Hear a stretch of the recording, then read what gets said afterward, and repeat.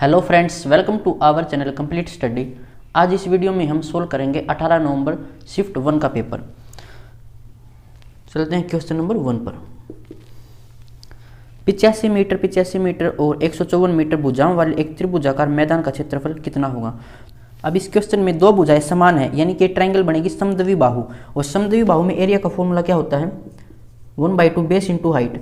यहाँ पर हाइट कितनी हो जाएगी, b का स्क्वायर माइनस a/2 का होल स्क्वायर। ये फॉर्मूला आपको डायरेक्ट याद होना चाहिए। अगर याद नहीं है तो 2-4 सेकंड लगाएंगे, ड्राइव कर लेते हैं। ये त्रिभुज है, ये b हो जाएगी भुजा, यानी कि जो भुजा समान है वो यहाँ पर लिख लेते हैं। यहाँ पर आएगी a जो अलग भुजा है, तो एक परपेंडिकुलर ड्रॉ करें तो ये हो जाएगी राइट एंगल ट्रायंगल। यहाँ पर पाइथागोरस थ्योरम लगा सकते हैं, यानी हाइट हो जाएगा अब b का स्क्वायर, क्योंकि b है यहाँ पर हाइपोटेन्यूज स्क्वायर, माइनस बेस हो जाएगा यहाँ से a/2, तो a/2 का होल स्क्वायर और ये अंडर रूट। अब ये हाइट हो जाएगी, वैल्यू पुट कर लो यहाँ पर 1/2, बेस कितना है, पूरी ट्रायंगल का बेस हो जाएगा 154 जो भुजा अलग थी, मल्टीप्लाई में हाइट का फॉर्मूला ये हो जाएगा b स्क्वायर, b यानी कि जो भुजा समान थी, तो 85 का स्क्वायर माइनस में a/2 जो भुजा अलग थी उसको हमने a मानना है, तो 154 का आधा हो जाएगा 77 का स्क्वायर करना है। तो इसको सोल्व करें तो ये हो जाएगा 77 मल्टीप्लाई में 85 का स्क्वायर हो जाएगा, 5 का स्क्वायर 25 और 8 में 72, तो 7225 हो जाएगा 85 का स्क्वायर। 77 का स्क्वायर करें तो 49, 7 7 49 दूनी 98, यहाँ से आएगा 9, ये 2 9 9 18 और एक 19 और ये 5, तो 5929। इसको इसमें से माइनस करें तो ये आएगा 6, यहाँ से आएगा 9, यहाँ से 2 और यहाँ से 1, तो 1296। अब 1296 का हमें क्या करना है, स्क्वायर रूट, तो इसका स्क्वायर रूट हो जाएगा 36। इसकी मल्टीप्लाई कर लो, मल्टीप्लाई करें तो इसको 7 गुणा 11 भी लिख सकते हैं, तो 7 से मल्टीप्लाई कर लो, फिर 11 से मल्टीप्लाई करना तो आसान रहता है, तो 7 6 का 42, 7 या 21 21 और 4 25। अब इसकी मल्टीप्लाई 11 से करनी, यानी कि 2 5 और 2 7, 5 और 2 7, यहाँ से आएगा 2, तो 2772 इसका एरिया हो जाएगा ऑप्शन 4। Question number 2। एक फॉर्मूला होता है हीरोन्स फार्मूला, उससे हम हर एक ट्रायंगल का एरिया निकाल सकते हैं, लेकिन उसमें टाइम ज़्यादा लगता है। Question number 2। अमन अपनी आय का 74% खर्च करता है, यदि उसका व्यय 30% बढ़ जाए और बचत 25% बढ़ जाए तो उसकी आय में कितनी प्रतिशत की वृद्धि हुई है। इनकम क्या होती है, एक्सपेंडिचर प्लस में सेविंग, यानी कि आय बराबर हो जाएगा खर्चा जमा में बचत। ये कह रहा है कि 74% खर्च करता है, यानी खर्चा है 74%, इनकम मान लेते हैं कि 100% है, तो बचाएगा कितना, यहाँ से ये बचाएगा 26। अब क्या बोला है, यदि उसकी व्यय में 30% की वृद्धि हो, यानी एक्सपेंडिचर में 30% की वृद्धि हो, तो डायरेक्ट क्या करो 30 से मल्टीप्लाई कर दो, और बचत में 25% की वृद्धि हो, यानी कि इसको 25 से डायरेक्ट मल्टीप्लाई कर दो। तो इनकम में कितनी वृद्धि होगी, हम मान लेते हैं x की वृद्धि हुई है, तो सबकी मल्टीप्लाई कर लेते हैं, ये आ जाएगा 100x बराबर 3 चौके 12, 3 7 21 और 1 22 और 1 0 थी, इसकी मल्टीप्लाई करेंगे तो 25 का स्क्वायर हो जाएगा 625 और 50 यानी कि 650 हो जाएगा ये, तो ये हो जाएगा, इसको ऐड करें 0 5 और 2 7, 6 और 2 8, इसके बराबर हो जाएगा। तो x कितना हो जाएगा, 100 को इस साइड लेके आएंगे तो डिवाइड में 1 0 से 1 0 कैंसिल, यानी कि 28.7 x की वैल्यू आ जाएगी, और x क्या था, जो उसकी आय में वृद्धि हुई थी वो, और यही हमसे पूछा था, तो ऑप्शन 4 इसका आंसर हो जाएगा। अब चलते हैं क्वेश्चन नंबर 3 पर। 6 संख्याएं हैं a b c d e f, इनका औसत 58 है, यदि पहली संख्या a संख्या b और c के योग की 2/5 है, यानी जो पहली संख्या a है वो b और c के योग का है 2/5। अगर b और c का योग 5 है तो a का योग हो जाएगा, यानी कि a की वैल्यू हो जाएगी 2। फिर बोला साथ ही संख्याएं d e f के योग के 3/4 के बराबर है, कौन, जो पहली संख्या थी वही, तो a बटा हो जाएगा ये d जमा e जमा f, इनके योग से है ये 3/4। अब देखो a यहाँ पर भी है और a यहाँ पर भी है, लेकिन वैल्यू अलग है, तो इनकी वैल्यू को सेम करना पड़ेगा, तो 6 बना लेते हैं वैल्यू को, यहाँ से 3 की मल्टीप्लाई कर लेंगे तो ये हो जाएगा 6 और ये हो जाएगा 15, यहाँ से कर लेते हैं 2 की मल्टीप्लाई 6 और ये हो जाएगा 8। अब a की जो वैल्यू यहाँ भी 6 है और यहाँ भी 6 है। फिर क्या बोला था, जो 6 संख्याएं थी a b c d e f, इनका एवरेज किसके बराबर है, 58 के बराबर, तो सम कितना हो जाएगा 58 गुणा 6। अब a की वैल्यू कितनी है 6, ये तो रेशियो के अंदर है, अगर इनको संख्या बनाना हो तो x इनके साथ लिख दो, अब ये संख्या हो जाएंगी, यानी a की जो वैल्यू है 6x है, और b और c इसकी वैल्यू है 15x, और इन तीनों की वैल्यू कितनी है 8x, और ये सब बराबर है 8 6 48 और 6 5 30, 30 और 4 34, 348 के बराबर है। तो x यहाँ से कितना हो जाएगा 348 डिवाइड में 15 और 6 21, 21 और 8 29, तो ये हो जाएगा 29 एकम 29, बचेगा यहाँ से कितना 5, 29 दूनी 58 है। तो x की वैल्यू 12 आ गई।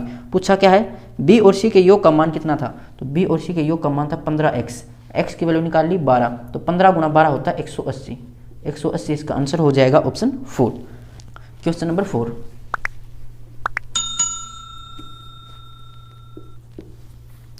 दो स्टेशनों ए और बी के बीच की दूरी 700 किलोमीटर है। एक ट्रेन 80 किलोमीटर पर हावर की चाल से स्टेशन ए से स्टेशन बी तक जाती है और 65 किलोमीटर पर हावर की एक समान चाल से वापस ए तक लौट आती है। तो पूरी यात्रा के दौरान ट्रेन की औसत चाल लगभग कितनी है। तो एवरेज स्पीड का फॉर्मूला क्या होता है, जब दो स्पीड दे रखी हो और डिस्टेंस कांस्टेंट हो, यानी कि जाने में कुछ अलग स्पीड हो और वापस आने में कुछ अलग स्पीड हो, तो उसके लिए एवरेज स्पीड का फॉर्मूला क्या होता है 2xy डिवाइड में x प्लस में y, x और y यहाँ पर है स्पीड। तो 2 पहले स्पीड कितनी थी 80 किलोमीटर पर हावर और बाद में होगी थी 65 किलोमीटर पर हावर। अगर इनको जोड़ेंगे तो आएगा 145। इसको सोल्व कर लेते हैं, 5 से सोल्व करेंगे तो 5 दूनी 10 और 5 9 45, 13 5 65। अब सोल्व होगा नहीं तो ये हो जाएगा 8 दूनी 16 और 1 0। अब 13 की इससे मल्टीप्लाई कर लेते तो 1 0 है, 13 सिक्के 78, असल लगेगी 7, 13 एकम 13 और 7 20, तो 2080 मल्टीप्लाई में 29। तो ये हो जाएगा किस पर जाएगा, अब ये 8 पर भी ज़्यादा हो जाएगा, 7 पर जाएगा। तो 29 गुणा 7 करें तो 30 गुणा 7 करेंगे तो 210, 7 माइनस करेंगे तो 203, यानी 7 पर जाएगा, फिर बचेगा 5, 1 0 है तो फिर जाएगा ये 1 पर, फिर बचेगा कितना 30 यानी कि 21 बचेगा, फिर आएगा 1 0, तो फिर वापस 7 पर जाएगा, फिर कितना बचेगा तो देख लो 71 पॉइंट कुछ आना चाहिए, 71.7, तो एक ही ऑप्शन में ऑप्शन सेकंड इसका आंसर हो जाएगा। क्वेश्चन नंबर 5, 7%, 12% और 5% की 3 क्रमिक छूटों के समतुल्य एकल छूट ज्ञात कीजिए। सक्सेसिव डिस्काउंट निकालना है, तो कैसे निकालेंगे, इसका फॉर्मूला क्या था, a प्लस में b माइनस में ab डिवाइड में 100। 3 वैल्यू दे रखी है, 7% है, 12% है और 5% है। तो यहाँ पर हमें सिर्फ एक बार 2 वैल्यू ले सकते हैं, तो पहले इन दोनों वैल्यू को लेकर सोल्व कर लेते हैं, जो आंसर आएगा उसको फिर इसके साथ कंपेरिजन कर लेंगे 5 के साथ। अब a यहाँ पर 7 हो जाएगा और b हो जाएगा 12, इन दोनों को ऐड करेंगे तो 12 और 7 19, दोनों की मल्टीप्लाई करेंगे 12 7 84 और नीचे है 100, तो ये हो जाएगा 19 माइनस 0.84, तो कितना हो जाएगा ये 18.16। अब इसकी कंपेरिजन इससे कर लेंगे, यहाँ पर इसको a मान लेंगे, इसको b मान लेंगे, फिर से ये फॉर्मूला लगाएंगे तो ये हो जाएगा, इन दोनों को ऐड करेंगे तो 18 और 5 23.16, माइनस में इन दोनों की मल्टीप्लाई करनी है तो 16 5 80, यहाँ पर पॉइंट था नीचे, पॉइंट हटाएंगे तो नीचे आएगा 100 और 100 एक ऑलरेडी है, और फिर 18 से 5 की मल्टीप्लाई करेंगे तो 18 5 90, 1 0 से 1 0 कैंसिल, 3 0 है यानी कि ये हो जाएगा 0.908, तो 23.16, इसमें से माइनस करना है 908, तो 10 में से 8 गया 2, यहाँ पर बचेगा 5, यहाँ पर बचेगा 2, यहाँ पर 22, तो 22.252 इसका आंसर हो जाएगा ऑप्शन 3। क्वेश्चन नंबर 6,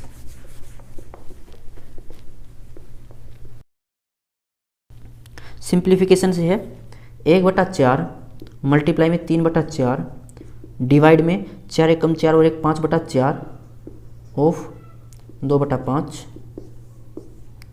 डिवाइड में 3/4 डिवाइड में 3 एकम 3 और 2 5/3 ऑफ 4/5 माइनस में 1/2 माइनस में 1/2 मल्टीप्लाई में 1/4। तो सबसे पहले क्या सोल्व करते हैं, ब्रैकेट फिर ऑफ फिर डिवाइड फिर मल्टीप्लाई फिर ऐड फिर सब्ट्रैक्शन। तो यहाँ पर ब्रैकेट को सोल्व करें तो सबसे पहले यहाँ पर ऑफ सोल्व होगा, ऑफ का मतलब मल्टीप्लाई होता है लेकिन ये मल्टीप्लाई से पहले सोल्व होता है, तो 5 से 5 कैंसिल, यहाँ से आएगा 2, तो ये हो जाएगा 1/4 गुणा 3/4 डिवाइड की जगह मल्टीप्लाई संख्या को पलट देंगे, उसके बाद यहाँ पर 1/2 है तो पलटेंगे तो 2 हो जाएगा, डिवाइड में यहाँ पर सोल्व करें तो 5 से 5 कैंसिल, 3/4 डिवाइड की जगह मल्टीप्लाई संख्या को पलटेंगे तो 3/4, माइनस में ये हो जाएगा 1/2 माइनस में 1/2, ये हो जाएगा 2 चौके 8, मल्टीप्लाई कर देते हैं। अब इसको सोल्व करेंगे तो यहाँ से आएगा 2 यानी कि 3/8, अब डिवाइड की जगह मल्टीप्लाई संख्या को पलट देंगे तो संख्या थी यहाँ पर 9/16 यानी कि 16/9 हो जाएगा। अब माइनस में ये हो जाएगा नीचे और ऊपर 4 से मल्टीप्लाई कर देते हैं, अब 4 में से 1 माइनस करेंगे 3 और नीचे था 8, 3 3 9 और 8 दूनी 16, यानी कि 2/3 माइनस में 3/8, तो ये हो जाएगा 8 दूनी 16, 3 तिया 9, 16 में से 9 माइनस करेंगे तो आएगा 7 और नीचे हो जाएगा 3 8 24, तो 7/24 इसका आंसर होगा ऑप्शन सेकंड। क्वेश्चन नंबर 7,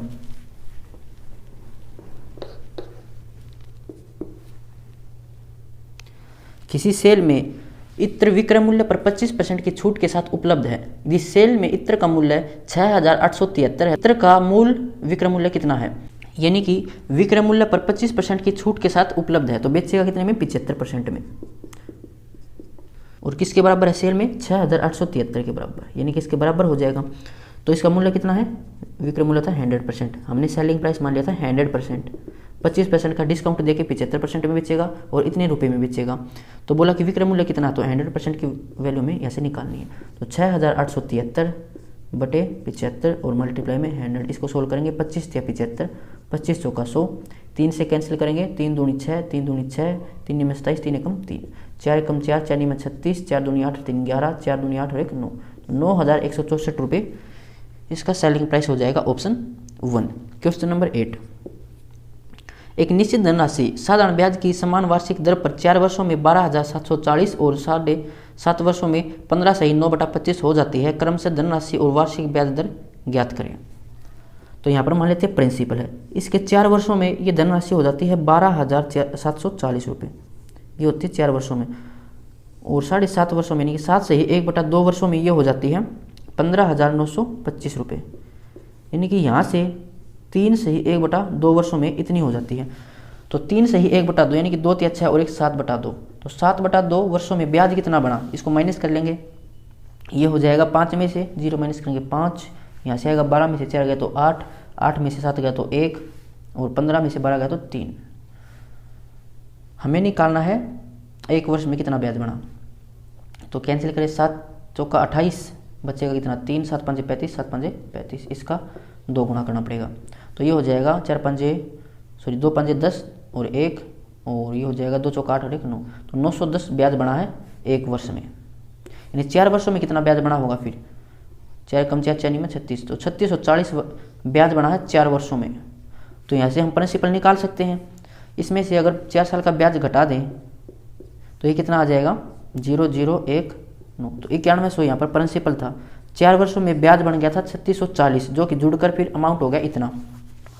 तो ऑप्शन चेक करिए, 9102 ऑप्शन में है, तो यहाँ पर हमें रेट और निकालनी पड़ेगी। तो रेट क्या होता है, 1 साल का ब्याज कितना है 910, प्रिंसिपल का कितनी प्रतिशत है, ये तो रेट होती है, 2 0 से 2 0 कैंसिल, यानी कि 10% की रेट है। तो ऑप्शन 1 इसका आंसर हो जाएगा। क्वेश्चन नंबर 9,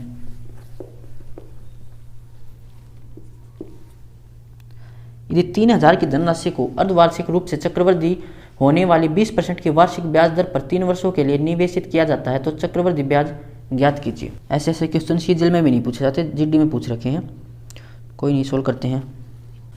प्रिंसिपल हमें दे रखा 3000 रुपये और रेट हमें दे रखी है 20% की, टाइम दे रखा है 3 वर्ष, फिर बोला कि हमें अर्धवार्षिक रूप से चक्रवृद्धि ब्याज लेना है, यानी कि 1 वर्ष में हमें 2 बार ब्याज लेना है। तो 3 वर्षों में कितनी बार ब्याज लेना पड़ेगा, 6 बार, यानी कि टाइम हो जाएगा अब 6 साल।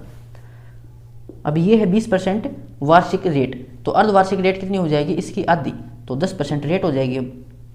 अब 10% रेट से 6 साल में 3000 पर कितना चक्रवृद्धि ब्याज बनेगा, ये हमें निकालना है। तो जब आपको दे रखी हो रेट 10%, तो यहाँ पर एक नोट लगा लो कि जब 10% रेट दे रखी हो तो नेट रेट निकालनी हो हमें, या इसको बोलते हैं इफेक्टिव रेट।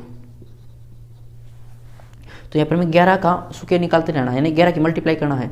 तो पहले आएगा 11, फिर 11 की मल्टीप्लाई इसे करेंगे तो 121, फिर करेंगे तो 11 की मल्टीप्लाई का क्या ट्रिक है, जैसे यहाँ पर है 1, तो 1 को 1 लिखेंगे, फिर 2 और 1 3, 2 और 1 3, और इस संख्या को सेम लिख देंगे, यानी पहली और आखिरी संख्या सेम लिख देते हैं। यानी यहाँ पर 1 है तो यहाँ पर 1 लिखेंगे, फिर 3 और 1 4, 3 और 3 6, 3 और 1 यहाँ पर कहाँ गलती कर दी, 1 3 और 1 4, 3 और 3 6, 3 और 1 4, और यहाँ पर 1 सही है।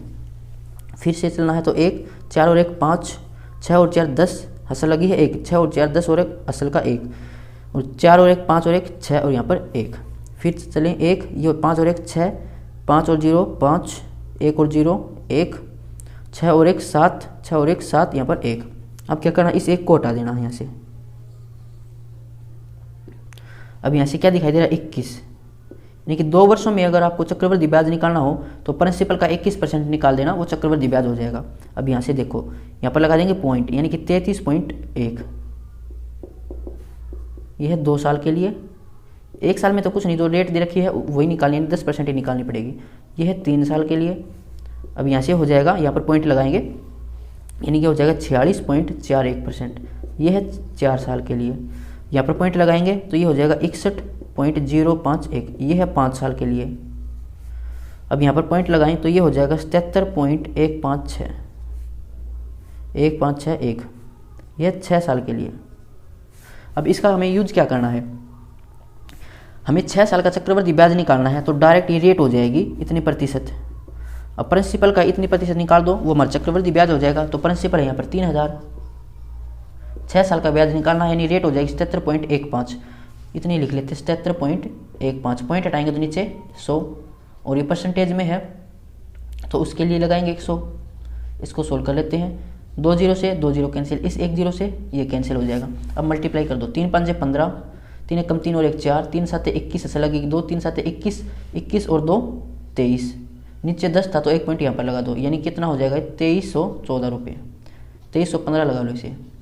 किस ऑप्शन में दे रखा है, ऑप्शन सेकंड। तो अगर ये याद है आपको तो जल्दी सोल्व कर लोगे। इसको याद भी नहीं रखना है, तरीका मैंने बता दिया है, 11 की मल्टीप्लाई करते जाना है।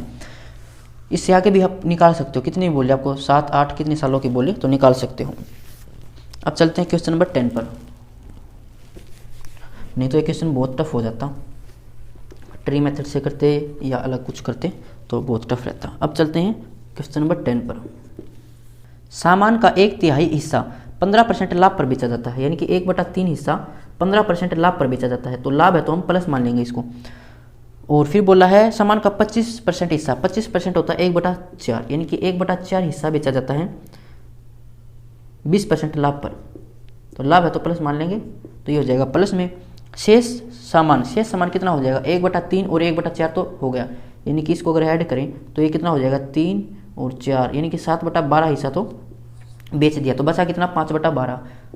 अब इस शेष हिस्से को इसने बेचा है 10% हानि पर बेचा तो माइनस से डिनोट कर लेंगे। अब यहाँ से देख लेंगे लाभ मिलेगा या हानि मिलेगी टोटल, तो नीचे 12 बना देते हैं, तो ऊपर नीचे 4 से मल्टीप्लाई कर देंगे, यहाँ पर ऊपर नीचे 3 से मल्टीप्लाई कर देंगे, यहाँ पर 12 है ही, तो ये हो जाएगा 15 चौके 60/12 प्लस में 20 दिया 60/12, और ये हो जाएगा 50/12, तो ये हो जाएगा 60 और 60 120, और 50 माइनस करेंगे तो 70/12।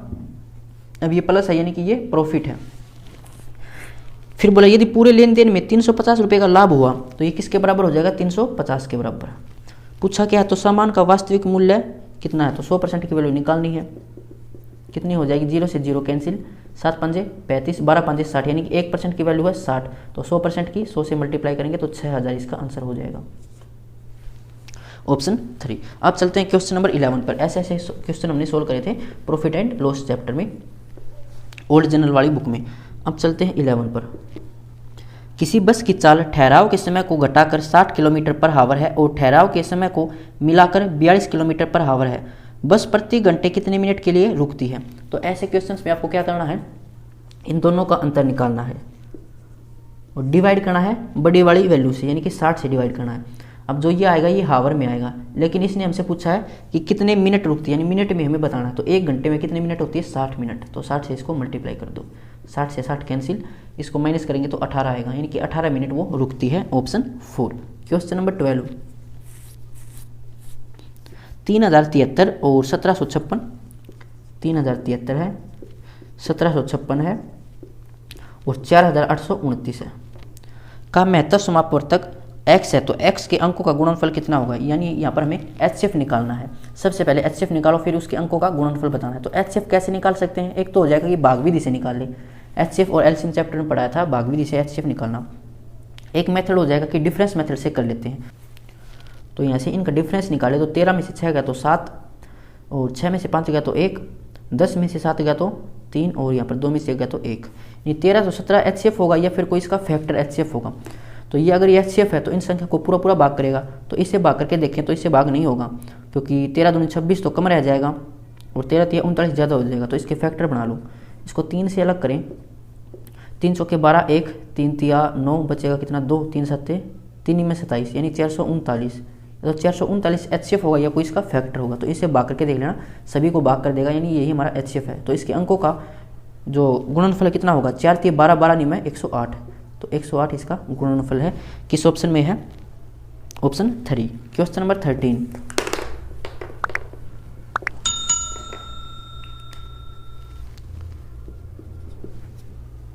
पंद्रह लड़के किसी कार्य को 10 दिन में पूरा कर सकते हैं और 12 लड़कियां उसी कार्य को 15 दिन में पूरा कर सकती हैं। यदि सभी 15 लड़के और 12 लड़कियां एक साथ कार्य करते हैं तो कार्य कितने दिनों में पूरा हो जाएगा।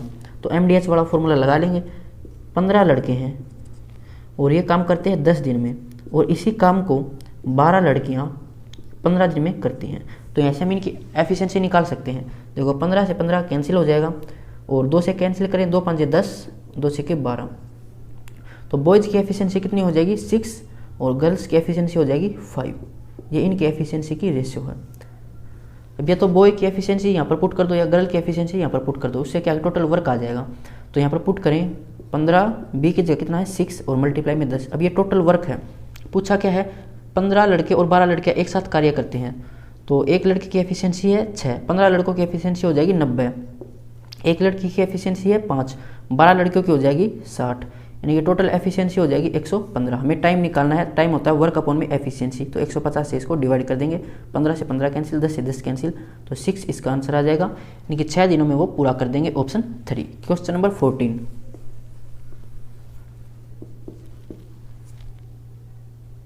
सिंप्लीफिकेशन से है।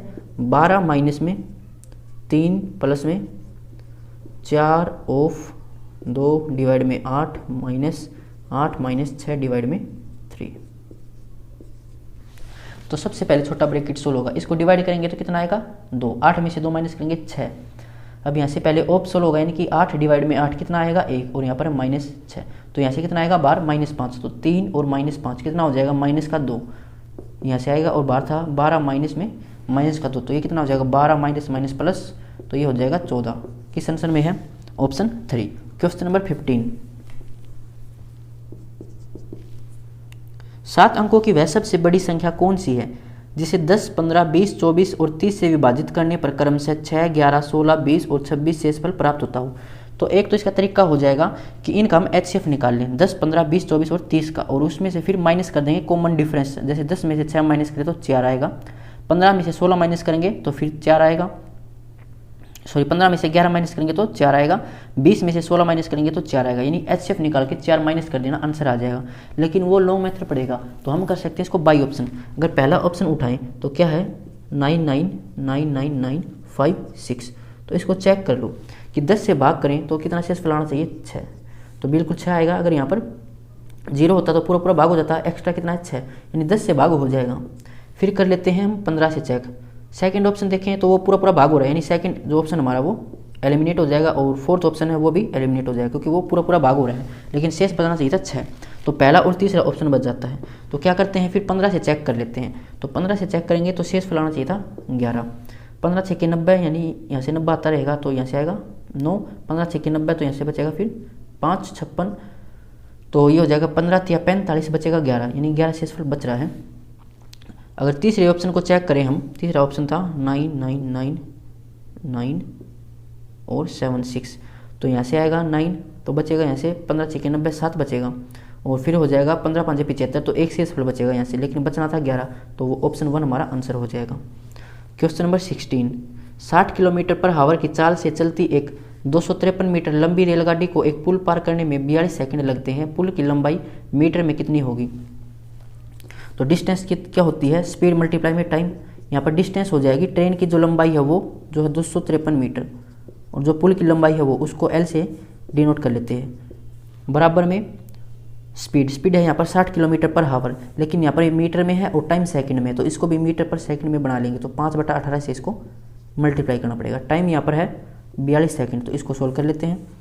6 3 18, 6 7 42, यहाँ से आएगा 20, तो ये हो जाएगा 20 5 100, यानी कि 700, तो L कितना हो जाएगा, 700 में से 253 को माइनस करना पड़ेगा, तो ये हो जाएगा 7 और 4 और यहाँ से 447 मीटर इस पुल की लंबाई है, ऑप्शन 3।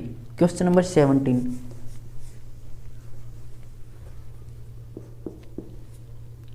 दो धनात्मक संख्याएं 7:4 के अनुपात में है, यदि उनके वर्गों के बीच का अंतर 297 है तो दोनों संख्याओं का योगफल क्या होगा।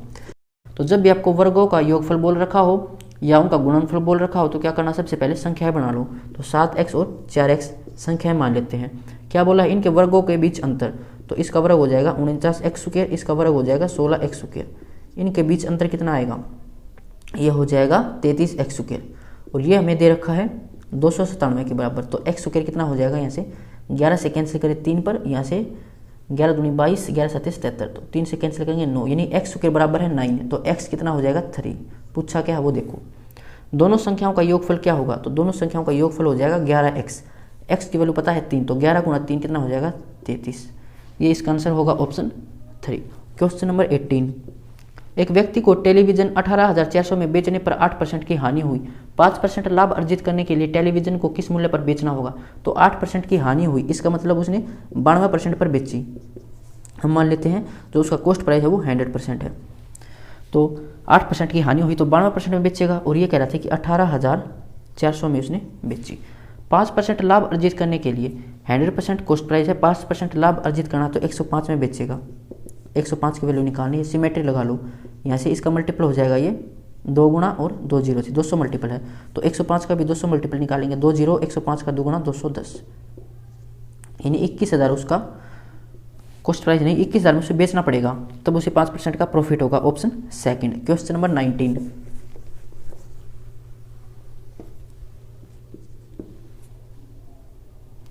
एक वर्ष पूर्व ए और बी की आयु का अनुपात 4:3 था। अगर यहाँ पर माने प्रेजेंट, तो इससे एक वर्ष पूर्व ए और बी इनकी आयु का अनुपात था 4:3।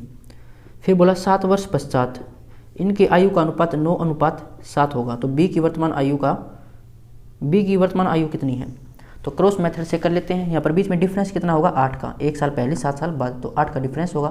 क्या करना, रेशियो की मल्टीप्लाई रेशियो से, तो 4 7 28, 9 3 27, डिफरेंस कितना आएगा 1 रेशियो का।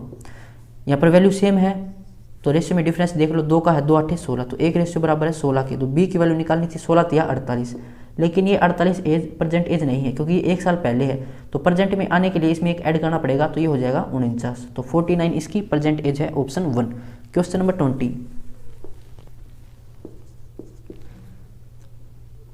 एक फल विक्रेता के पास कुछ सेब थे, उसने 40% सेब बेच दिए। अब उसके पास 540 सेब हैं, तो आरंभ में उसके पास कितने सेब थे, तो आरंभ में उसके पास मान लेते हैं 100% थे, 40% बेच दिए तो बचेंगे 60%।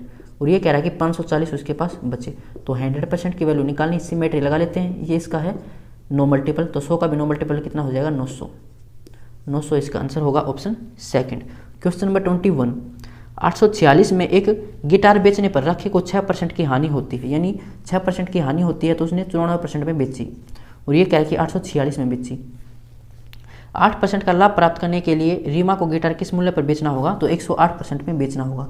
सिमेट्री लगा लेते हैं। ये इसका कितना मल्टीपल है, ये हो जाएगा 9 मल्टीपल, तो 108 का भी 9 मल्टीपल कितना हो जाएगा 9 8 72 और 9 1 9, यानी कि 972 में उसे बेचनी पड़ेगी। ऑप्शन 4। Question number 22।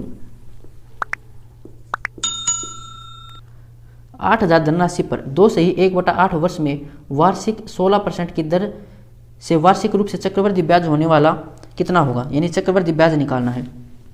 प्रिंसिपल दे रखा है 8,000 रुपये और टाइम दे रखा है हमें 2 से ही 1/8 वर्ष और रेट दे रखी 16%। तो आप क्या करो, इफेक्टिव रेट लगा लो या नेट रेट लगा लो। फॉर्मूला क्या हो जाएगा, ए प्लस में बी प्लस में ए बी डिवाइड में 100।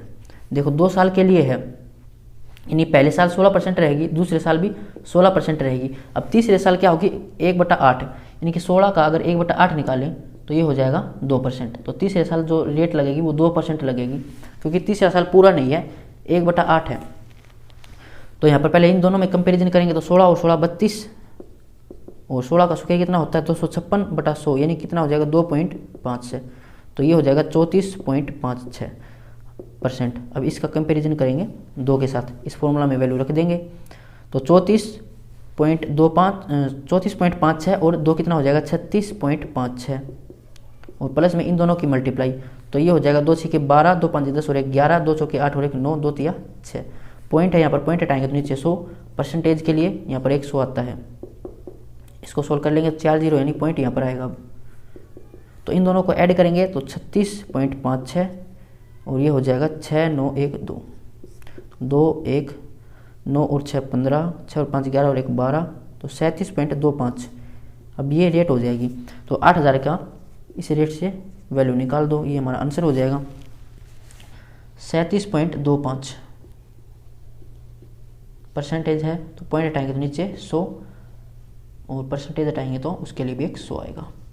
2 जीरो से 2 जीरो कैंसिल, इससे एक ये कैंसिल हो जाएगा। मल्टीप्लाई कर दो, 8 5 40, 8 दूनी 16 और 4 20, 8 7 56 और 2 58, 8 3 24 और 5 29, नीचे क्या है 10, तो इससे कैंसिल हो जाएगी और ये हो जाएगा 2980, ऑप्शन 1। Question number 23।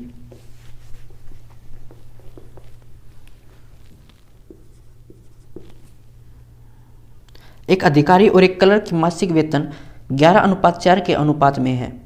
यदि अधिकारी के मासिक वेतन में 7,000 रुपये और क्लर्क के मासिक वेतन में 3,000 की वृद्धि होती है तो अनुपात 19:7 हो जाता है। अधिकारी का प्रारंभिक वेतन कितना था? तो यहाँ पर मान लेते हैं अधिकारी है और यहाँ पर है क्लर्क। जो इनका मासिक वेतन था वो था 11:4 में। अधिकारी के वेतन में वृद्धि हुई 7,000 रुपये की और क्लर्क के वेतन में वृद्धि हुई 3,000 रुपये की। वृद्धि होने के बाद ये रेशियो होगी 19:7। तो क्रॉस मेथड लगा लेते हैं। 7 की मल्टीप्लाई 11 से 77, 19 चौका 76, डिफरेंस आएगा 1 का। यहाँ पर वैल्यू अलग अलग है तो क्या करना पड़ेगा? मल्टीप्लाई। 7 की 7,000 से करेंगे 49,000, 19 या 57,000, डिफरेंस निकालेंगे तो कितना आएगा यहाँ से? ये हो जाएगा 8,000। तो एक रेशियो बराबर है 8,000 के। पूछा क्या है वो देखो। अधिकारी का प्रारंभिक वेतन कितना था? यानी 11 रेशियो था तो 11 8 88, 88,000 उसका वेतन था। ऑप्शन 1। Question number 24। यदि एक घन का आयतन 192√3 क्यूबिक सेंटीमीटर है तो विकर्ण की लंबाई ज्ञात कीजिए। तो एक घन का आयतन, इसका फॉर्मूला होता है a क्यूब। किसके बराबर दे रखा है? 192√3 के। पूछा क्या है? विकर्ण की लंबाई। तो विकर्ण की लंबाई का फॉर्मूला होता है √3a। ये मेंसुरेशन पढ़ा था जब हमने सारी चीज़ें सीखी थी। तो a की वैल्यू यहाँ से कितनी हो जाएगा? इसका हमें क्यूब रूट करना पड़ेगा a निकालने के लिए। तो 192 के अगर फैक्टर बनाएं तो ये कैंसिल हो जाएगा 8 से, यानी 8 दूनी 16 और 8 चौका 32 और ये √3 है। और फिर ये हो जाएगा 8 गुणा 3, 8 8 64, 64 गुणा 3 को लिख सकते हैं √3 मल्टीप्लाई में √3 और एक √3 ये था। अब इसका क्यूब रूट करना है तो 64 का क्यूब रूट कितना हो जाएगा? 4 और यहाँ से 3 बार √3 है तो एक बार आ जाएगा, यानी कि √3 बार आ जाएगा। तो 4 √3 हो जाएगा a, ये हो जाएगी क्यूब की साइड। हमें निकालना था विकर्ण, तो √3 ये होता है तो √3a, यानी √3 की मल्टीप्लाई करेंगे तो 4 3 12 हो जाएगा। ऑप्शन 1। Question number 25।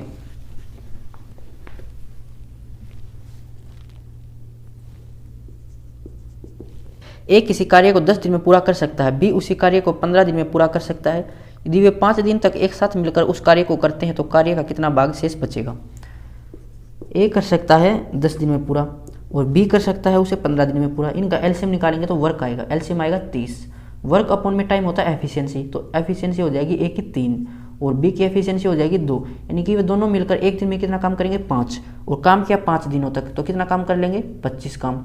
शेष कितना बचेगा? 5 काम। अब हमें निकालना है ये कितना भाग है, यानी कि 30 का कितना भाग है ये?